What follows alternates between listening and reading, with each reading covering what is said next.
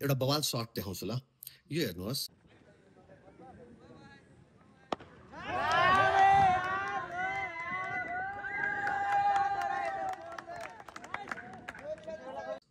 यो सर्ट मैले आफैले खिचेको शारदा नगरपालिकाको सेकेन्ड मेयर कपको गेम हो यो। म अर्को पनि सर्ट देखाउँछु तपाईँहरूलाई।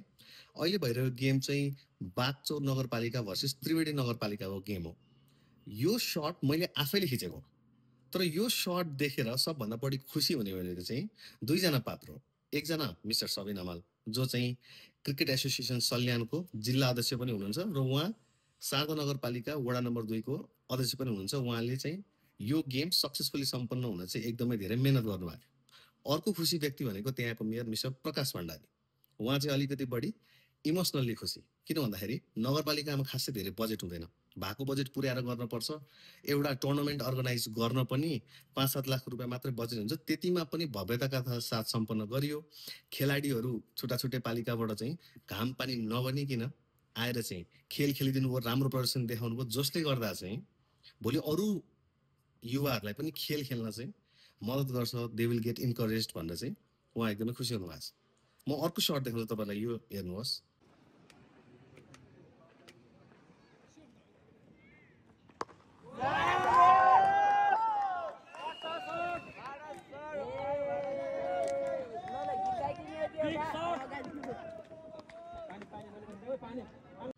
अब यहाँनिर अर्को इन्ट्रेस्टिङ कुरा के छ भन्दाखेरि जुन त्यो भूगोल छ सल्यानको, त्यो एकदमै तपाईँको चाहिँ प्लेन जग्गा पाउन अलिकति मुस्किल छ।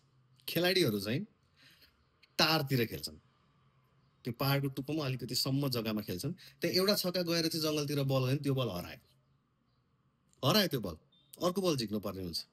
त्यति कष्टमा पनि त्यो एउटा मोटिभेसन नघटेको। फेरि सल्यान जिल्ला कस्तो खतरा जिल्ला भन्दाखेरि चाहिँ तपाईँको त्यहाँबाट 3 जना नेसनल प्लेयरहरू पनि निक्लेछ। एकजना अविनाश बोराजी, उहाँले चाहिँ नेसनल टिममै हुनुहुन्छ। अर्को चाहिँ दिवान पुन्जी, उहाँ चाहिँ कर्णाली प्रदेशको क्रिकेट क्याप्टेन हुनुहुन्छ। अर्को खेलाडी हुनुहुन्छ हाम्रो दिपेन्द्र रावतजी, उहाँले चाहिँ हङकङ सुपर 6 पनि खेल्नु भएको। अघि देखाएको अविनाश बोराजीले पनि हङकङ सुपर 6 खेल्नु भएको। सो स्थानीय सरकारले राम्रोसित ध्यान दियो, मेहनत गरे, एउटा काम गर्ने जाँगर छ भने चाहिँ आफ्नो लोकल युवाहरूलाई प्रोत्साहित गरेर एउटा चाहिँ खेलाडी पनि बनाउन सक्छ। यहाँ फेरि खेल्न दुःख छ, ट्रेनिङ गर्ने पनि पहाडको टुप्पोमै हो। हेर्नुहोस्,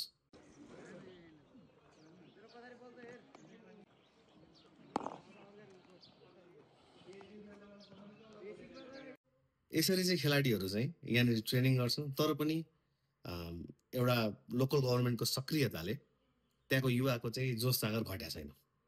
जसलाई क्रिकेटमा इन्ट्रेस्ट छ, म खेलाडी नै बन्छु भनेर चाहिँ बिहानै गएर ट्रेनिङ गर्ने, मेहनत गर्ने, and that's a very good thing. Nepal is changing. ठाउँ ठाउँबाट बिस्तारै टन्नै खेलाडीहरू चाहिँ निक्लिनुहुन्छ। यहाँ अघि अहिले मेन्सन गरेको चाहिँ पुन्जीले चाहिँ डिफ्रेन्ट नेपालमा हुने छुट्टा छुट्टी लिगहरू पनि खेल्नु भएको छ। सो थ्याङ्क्स टु सबिन हमालजी, जसले त्यो म्यानेज गरिदिनु भयो।